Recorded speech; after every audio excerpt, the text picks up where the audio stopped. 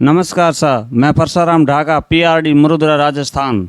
आज मैं ज़िला फलोदी में हूँ और लोकसभा 2024 रा चुनाव आ रहा है और 2024 के चुनाव री रणनीति बन चुकी है। उम्मीदवार अपना अपना भाग्य आजमा रहा है और आज हमारे साथ जेठमल जी लोढ़ा जी हैं। इससे बात करेंगे राजनीति के बारे में। राजनीतिक रुझान, क्या रुझान है, क्या समीकरण है, क्या नहीं है, इसके बारे में बात करेंगे। जेठमल जी नमस्कार। नमस्कार भाई साहब। आप लोग पूरा परिचय दो पहला जनता ने। मैं फलोदी माली समाज का पूर्व अध्यक्ष हूँ, गिरधर बाबा सेवा समिति का भी पूर्व अध्यक्ष हूँ। वर्तमान में मैं भारतीय जनता पार्टी फलोदी शहर का दावित्व महामंत्री का दावित्व मेरे पास है और कर्तव्य निष्ठा के साथ मैं निर्वह भी कर रहा हूँ। जेठमल जी, आप बीजेपी हूँ मतलब ज्वाइन करने का या राजनीति में आने का मतलब क्या उद्देश्य है, क्या मकसद है, इसके बारे में आप बताओ। भाई साहब, मैं सबसे पहले मैं समाज सेवा ही करता था और बिजनेस भी कर रहा हूँ, करता भी रहूँगा। राजनीतिक के बिना समाज का विकास नहीं हो सकता। राजनीतिक दृष्टिकोण ही समाज को, अपने देश को उन्नति पर ले जाने में अपना सहयोग प्रदान कर सकता है। और राजनीतिक करने का उद्देश्य ये है कि मैं या समाज के अंदर कोई युवा मेरे अलावा भी अगर बढ़ेगा तो समाज में जरूर विकास होगा। इस कारण मैंने राजनीतिक ज्वाइन की।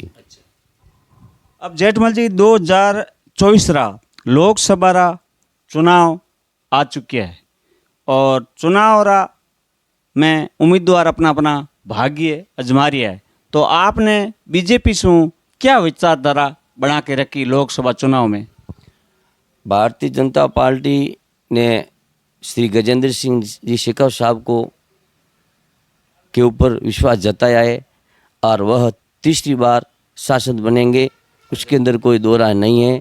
क्योंकि अभी जो चल रहा है विकास हुआ है मोदी जी के नेतृत्व में, हमारा देश एक प्रगति पर चल रहा है। देश तो क्या, पूरे विश्व में मोदी जी की साख चल रही है। मोदी जी ने हमारे देश के अंदर अनेक प्रकार के विकास करवाए। मोदी जी के नेतृत्व में हमारी पार्टी जीतेगी और हमारे सांसद महोदय पुनः जीत करके दिल्ली जाएंगे।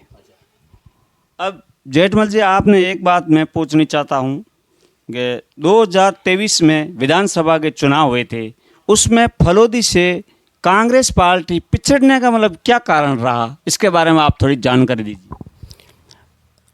फलोदी पिछड़ने का कारण एक ही था कि कांग्रेस जो उम्मीदवार घोषित किया वो पहले ज़्यादा सक्रिय नहीं थे। और हमारे जो पवाराम जी बिश्नोई है वो जन जन तक जाते हैं, वो लोकप्रिय हैं, पहले वो फौजी रह चुके हैं और ऐसा कोई परिवार नहीं है जिससे रूबरू होकर के बात नहीं करते और हमेशा मिलनसार है। प्रत्येक व्यक्ति के अंतिम पंक्ति में खड़े व्यक्ति के साथ भी ऐसा व्यवहार करते हैं। कभी उन्होंने जातिवाद नहीं किया, कभी ऊंच नहीं किया। हमारे समाज में भी उन्होंने अनेकों कार्य किए, जैसे गिरधर बाबा में पानी की पाइप लेके गए, हमारे विद्यालय में हॉल भी दिया है, हमारे जो ब्रह्मबाग है वहाँ पर उन्होंने हॉल दिया था और यहाँ पर समूचे हमारे इस वार्डों में पानी की समूचे व्यवस्था उन्होंने करवाई।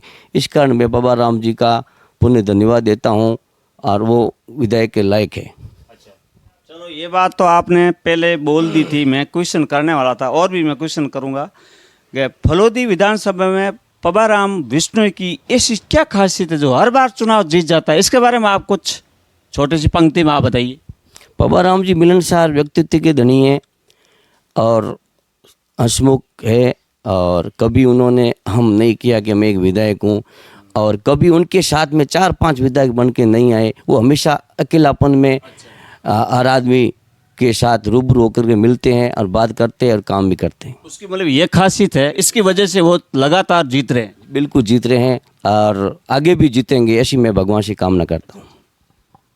अब एक बीजेपी रो एक नारो भी है कि अब की बार 400 पार, फिर से मोदी सरकार, इसके बारे में आप क्या कहना चाहते हैं? अब की बार 400 पार होगी, विकास के बलबूते पर होगी। मोदी जी के नेतृत्व में 400 पार सीटें आएंगी, उसके अंदर कोई फर्क नहीं है, कोई विकल्प ही नहीं है। और विपक्ष के पास ऐसा कोई मुद्दा भी नहीं है, न विपक्ष के पास मोदी जैसा कोई नेतृत्व करने वाला कोई बंदा भी नहीं है। मेरे देशवासियों से मैं अपील करना चाहता हूँ कि प्रधानमंत्री मोदी जी के बाद में जहाँ आतंकवाद राजस्थान में जगह जगह भी राजस्थान, आपको मोदी जी क्यों पसंद है, इसके बारे में आप थोड़ा सा बताइए। मोदी जी के विचारों से मैं प्रभावित हो गया। और मैं तो क्या, पूरी दुनिया मोदी जी के विचारों से प्रभावित हो गई है। मोदी जी ने ऐसे ऐसे कार्य किए। प्रधानमंत्री स्वर्गीय राजीव जी गांधी जी का एक सपना था। उन्होंने कहा था कि गरीब के खाते में अगर 100 रुपये भेजते हैं तो गरीब के पास जाते जाते 10 रुपये बचते हैं। तो मोदी जी ने स्वर्गीय श्री राजीव जी गांधी का सपना साकार किया। उन्होंने जन जन का खाता खुलवाया ताकि गरीबों को जो भी पैसे सरकार डालती उनको गरीबों को ही मिल सके। अब आप 2024 में जैसे लोकसभा चुनाव आ रहे हैं, तो उसके बारे में आप जनता से क्या अपील करोगे? मैं जनता से ये अपील करना चाहता हूँ कि आप ज़्यादा से ज़्यादा भारतीय जनता पार्टी को वोट और समर्थन देकर विजय बनाएं, ताकि हमारा देश मजबूत होगा, हमारी समाज मजबूत होगा, हमारी सेना मजबूत होगी। आज से 14 से पहले अगर पूछा गया तो सेना पूछती कि हमारे पास कोई बजट भी नहीं है। आज हमारी सेना सक्षम है और दुश्मनों से लोहा ले रही है, घर में घुस कर के मार रही है, सर्जिकल स्ट्राइक कर रही है, अभिनंदन वापस आ रहा है। इनके अलावा अपन सरकार से अपने को क्या चाहिए? और प्रधानमंत्री मोदी जी ने अनेकों योजनाएं चलाई, किसान निधि भी चलाई है और बालिकाओं के लिए भी योजना चलाई है, और घर घर उन्होंने आवास दिया है, घर घर सुलभ कॉम्प्लेक्स दिए है। इनके अलावा अपने को सर, आपने बहुत बहुत बढ़िया बात बताई, और ये बहुत बहुत धन्यवाद। ये रुझान आपके साथ शेयर कर रहा हूँ। बहुत अच्छी बात बताई, राजनीति के बारे में चर्चा की। नमस्कार, धन्यवाद, जय राजस्थान।